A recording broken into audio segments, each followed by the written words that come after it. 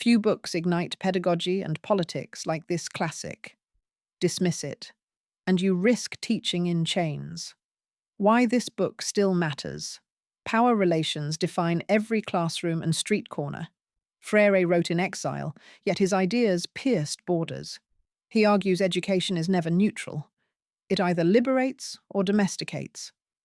For oppressed people, memorizing facts often masks structural violence. The book insists dialogue replaces one-way lectures.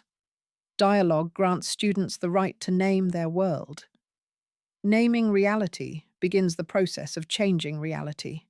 Freire calls traditional schooling a banking model where teachers deposit information. Deposits accumulate, but ownership remains with the elite. He wants joint creation of knowledge through problem posing.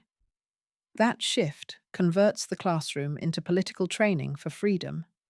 His language can feel dense, yet the heartbeat remains urgent.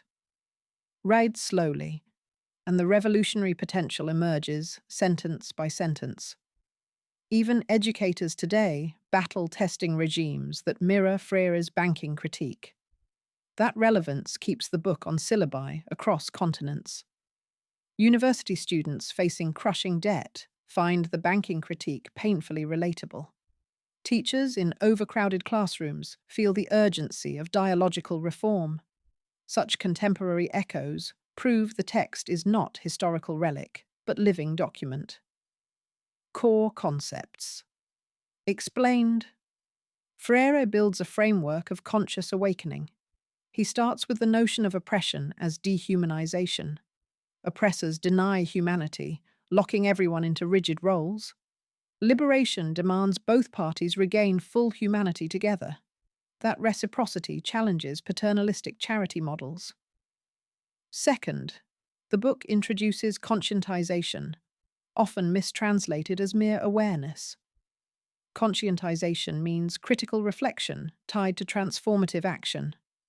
Reflection without action is verbalism. Action without reflection is activism gone blind. Third, dialogue becomes the practice that unites reflection and action.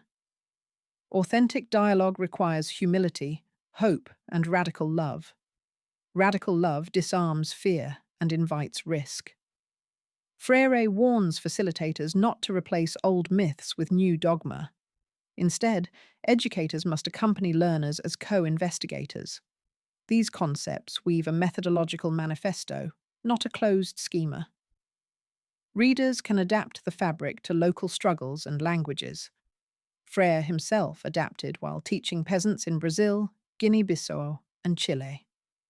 That portability proves the theory resists academic capture. Because contexts differ, questions outrank prescriptions. The result is a living praxis always open to revision. He compares conscientization to unveiling a theatre backdrop, exposing hidden machinery. Once exposed, actors can rewrite the script rather than recite lines. That metaphor helps students visualize freedom as creative authorship. What works and what falters. The book still electrifies, but sparks can misfire. First, the prose blends theory and poetry, energizing otherwise arid debate.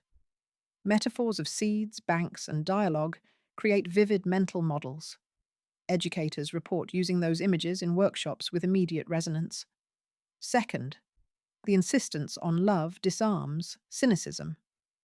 Freire refuses easy hatred, even toward oppressors, which broadens coalitions. Third, the framework anticipates intersectional thinking before the term existed. Yet several weaknesses deserve scrutiny. Freire uses masculine pronouns throughout, reflecting his era yet irritating today. Some passages romanticize rural peasants while underplaying urban complexities. Critics argue he exaggerates how quickly consciousness changes material conditions. Historical wins often required structural leverage beyond dialogue, like unions and courts. Freire would likely agree, but leaves those strategies underdeveloped. Finally, his opposition to cultural invasion can slide into cultural relativism. Readers must balance respect with universal rights, a tension he flags only briefly. Despite these flaws, the core message endures. Humanization remains an unfinished project on every continent. The book offers tools, not dogma, for that labor. Scholars from the global south criticize Eurocentric readings that ignore local epistemologies. Freire encourages those critiques, seeing debate as continuation of dialogue. Should you read it? Your answer depends on patience and purpose. If you teach, the book will stretch your vocation beyond lesson plans. It asks whether your class reproduces or resists oppression. Activists gain language to connect street mobilizations with inner reflection. The book also enlightens anyone tracing intellectual history of critical pedagogy. However, casual readers may struggle with Marxist references and abstract syntax. Reading groups help, allowing debate and real-world examples. A companion text like Bell Hook's Teaching to Transgress offers supportive contrast. Consider also watching classroom documentaries that illustrate dialogue in action. Audiobook versions, though read formally, can ease dense paragraphs. Take notes on terms: banking, praxis, conscientization, dialogue, and humanization. Return to each term whenever current events provoke questions. That cyclical study embodies the practice Freire recommends.